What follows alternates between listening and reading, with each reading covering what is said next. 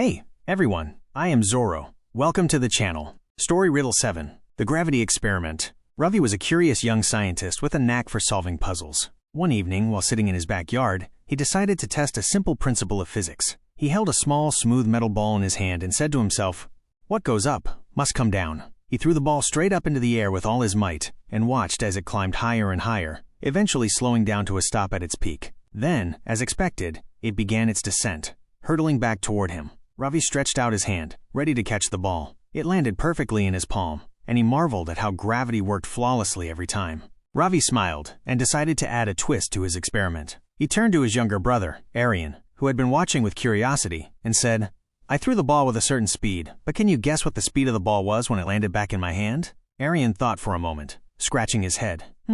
It must have slowed down because it traveled so far up. So it was slower when it came back, right? Ravi shook his head, amused. Not quite. Think about it logically. Aryan was stumped. All right, I give up. What's the answer? The riddle. What was the speed of the ball when it returned to Ravi's hand compared to the speed at which he threw it? Comment down the answer.